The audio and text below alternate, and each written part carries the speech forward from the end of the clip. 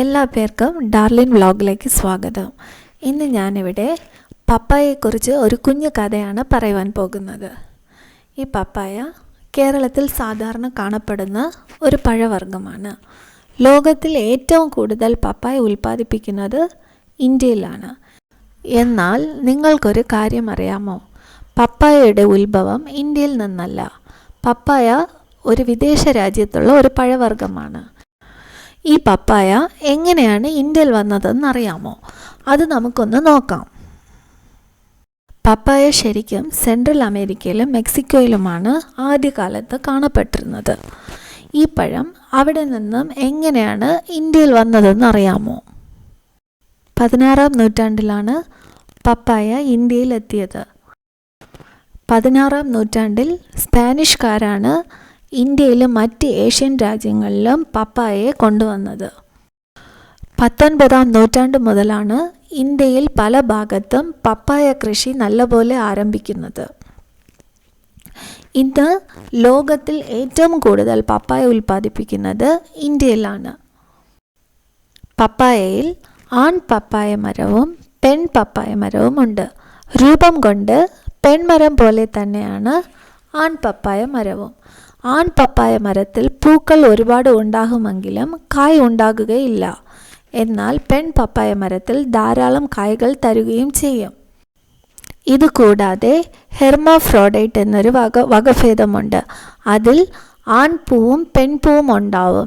എന്നാൽ അത് കായ്കൾ തരുകയും ചെയ്യും.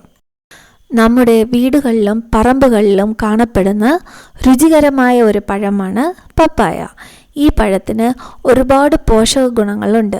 ധാരാളം വിറ്റാമിനുകളും ആൻറ്റി ഓക്സിഡൻറ്റുകളും നിറഞ്ഞ പോഷക സാന്ദ്രമായ പഴവർഗ്ഗമാണ് പപ്പായ. ഈ പപ്പായയ്ക്ക് ഔഷധ ഗുണങ്ങളുമുണ്ട്. പപ്പായയ്ക്ക് മാത്രമല്ല, അതിൻ്റെ വിത്തിലും ഇലയിലും വേരുകളിലും വരെ ഔഷധ ഗുണങ്ങളുണ്ട്. അതുകൊണ്ട് തന്നെ വിദേശീയർ ഇതിനെ മാലാഖമാരുടെ പഴം എന്നാണ് വിശേഷിപ്പിക്കുന്നത്. വൈറ്റമിൻ എ, സി ധാരാളമുള്ള ഒരു പഴമാണ് പപ്പായ.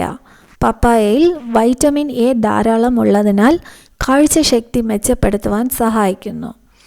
വൈറ്റമിൻ സിയുടെ മികച്ച ഉറവിടമായതിനാൽ ശരീരത്തിലെ ചുളിവുകളും പ്രായമാകുന്നതിൻ്റെ ലക്ഷണങ്ങളും തടയുവാൻ സഹായിക്കുന്നു. അതുകൂടാതെ പപ്പായയിൽ വൈറ്റമിൻ സി ധാരാളം ഉള്ളതിനാൽ പ്രതിരോധശേഷി വർദ്ധിപ്പിക്കുവാനും സഹായിക്കുന്നു. പപ്പായയിൽ അടങ്ങിയിരിക്കുന്ന പെപ്പൈൻ എന്ന പ്രോട്ടിയസ് എൻസൈം ദഹന പ്രക്രിയയെ സഹായിക്കുന്നു. കരോട്ടീൻ, ബീറ്റ കരോട്ടീൻ തുടങ്ങിയ ഫ്ലേവനോയിഡുകളുടെ മികച്ച ഉറവിടമാണ് പപ്പായ. കരോട്ടീൻ, ബീറ്റ കരോറ്റിൻ എന്നിവ പപ്പായയിൽ അടങ്ങിയിരിക്കുന്നതിനാൽ അർബുദത്തെ പ്രതിരോധിക്കുവാൻ സഹായിക്കുന്നു. ഇതുകൂടാതെ പൊട്ടാസ്യം, വൈറ്റമിൻ സി, ആൻറ്റി ഓക്സിഡൻറ്റിൻ്റെ സാന്നിധ്യം പപ്പായയെ ഹൃദയാരോഗ്യം നിലനിർത്തുന്നതിനുള്ള ഏറ്റവും നല്ല ഭക്ഷണമാകുന്നു.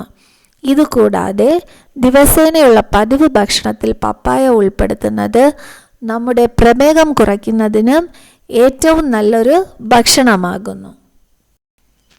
ഈ വീഡിയോ എല്ലാ പേർക്കും ഇഷ്ടപ്പെട്ടാൽ ഷെയർ ചെയ്യണം, ലൈക്ക് ചെയ്യണം, സബ്സ്ക്രൈബ് ചെയ്യണം. മറക്കരുത്. Okay, by.